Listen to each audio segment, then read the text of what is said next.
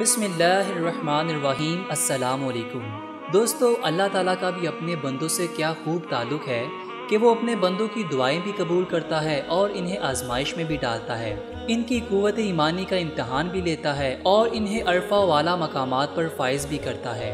انبیاء اکرام کو اللہ تعالیٰ نے جس طرح کائنات میں سب سے بلند مراتب پر فائز فرمایا اور اپنے قرب و وصال کی نعمتوں سے نوازا، اسی طرح انہیں بڑی کٹھن منزلوں سے بھی گزرنا پڑا۔ انہیں بڑی سے بڑی قربانی کا حکم ہوا، لیکن ان کے مقام بندگی کا یہ عالم تھا کہ اللہ کے کسی بھی حکم سے کبھی بھی حکم عدولی نہیں کی۔ ان کی اطاعت و خشیت اور محبت کا یہی معیار تھا کہ انہوں نے اپنی پوری زندگی اور اس میں موجود جملہ نعمتوں کو اپنے مولا کی رضا کے لیے وقف کیے رکھا۔ حتیٰ کہ اولاد جیسی عزیز ترین متاع کے قربان کرنے کا حکم بھی ملا تو ثابت کر دیا کہ یہ بھی اس کی راہ میں قربان کی جا سکتی ہے۔ جملہ انبیاء اکرام اپنی شان بندگی میں یکتا اور بے مثال تھے، لیکن سلسلہ انبیاء اکرام میں سیدنا ابراہیم علیہ السلام کی داستان عظمیت بہت دلچسپ اور قابل رشک ہے۔ ان کے لیے اللہ کی راہ میں اپنے بیٹے کو قربان کرنے کا حکم ایک بہت بڑی آزمائش تھی، لیکن سیدنا ابراہیم علیہ السلام اس آزمائش میں بھی پورا اترے۔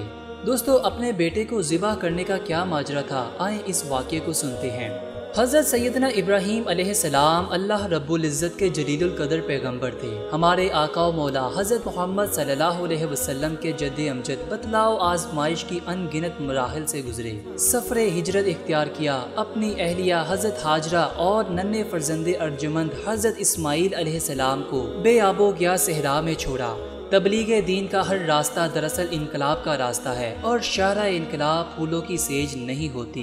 حضرت ابراہیم علیہ السلام کی پوری زندگی اسی انقلابی جدوجہد سے عبارت ہے۔ ایک دن سیدنا ابراہیم علیہ السلام بارگاہ خداوندی میں التجا کرتے ہیں، یا بارک تعالیٰ مجھے ایک نیک اور صالح اور پاک باز بیٹے سے نواز۔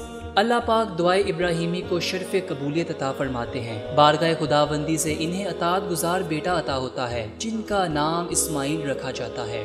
باپ کی آنکھوں کا نور اور اس کی درینہ محبت اور چاہتوں کا مرکز حضرت اسماعیل علیہ السلام۔ باپ اور بیٹے کے درمیان اس بے پناہ محبت کو دیکھ کر اللہ رب العزت نے ارشاد فرمایا، اے ابراہیم اپنے لگتے جگر اسماعیل کو ہماری راہ میں قربان کر۔ دوستو، یہاں پر غور کیا جائے تو یہ مقام حیرت ہے۔ اللہ کا پیغمبر یہ بات اچھے طریقے سے جانتا ہے کہ آج تک کسی انسان کی قربانی کا حکم نہیں دیا گیا، وہ اس پر لیت و لال سے بھی کام لے سکتے تھے، اور اس کا قرینہ بھی تھا کیونکہ یہ حکم آپ کو خواب میں دیا گیا تھا۔ لیکن دیکھیے پیغمبر کے ایمان و اعمال کی رفتیں، انہوں نے ایک لمحہ بھی دیر کیے بغیر یہ سارا ماجرا اپنے بیٹے اسماعیل کو سنایا، لیکن انہیں حکم نہیں دیا بلکہ ان سے رائے پوچھی۔ قربان جائیں اس پیغمبر زادے کی ایمانی عظمتوں پر بھی، جنہوں نے باپ کے خواب کو اللہ کا حکم سمجھتے ہوئے سر تسلیم خم کر کے تاریخ انسانیت میں ذبیح اللہ کا منفرد اعزاز حاصل کیا۔ حضرت سیدنا ابراہیم علیہ السلام حضرت اسماعیل علیہ السلام سے مخاطب ہوتے ہیں کہ بیٹا میں نے خواب دیکھا ہے کہ میں تجھے اللہ کی راہ میں ذبح کر رہا ہوں۔ باپ بیٹے دونوں جانتے ہیں کہ پیغمبر کا خواب اللہ کی وحی ہوتا ہے، اس لیے باپ بیٹے سے پوچھتا ہے، بیٹا بتا تیری کیا رائے ہے؟ اطاعت گزار بیٹا جواب دیتا ہے، ابا جان آپ اپنے رب کے حکم کی تعمیل کیجئے، جہاں تک میرا تعلق ہے تو آپ مجھے انشاءاللہ صبر کرنے والوں میں پائیں گے۔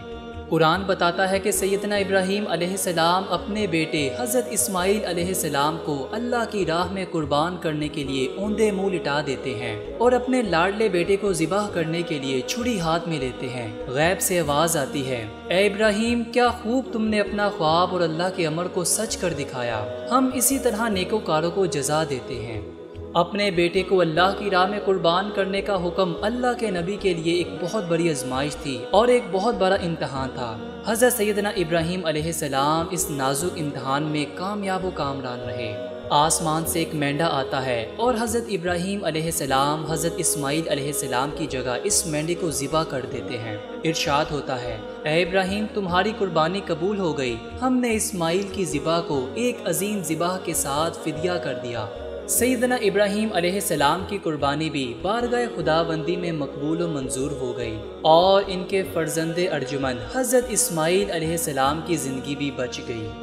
دوستو، اس پورے واقعے کو قرآن یوں بیان کرتا ہے، جب حضرت ابراہیم علیہ السلام نے اللہ تعالیٰ سے دعا کی اے میرے پروردگار مجھ کو ایک نیک بیٹا عطا فرما۔ پس ہم نے ان کو ایک بردبار بیٹے کی بشارت دی۔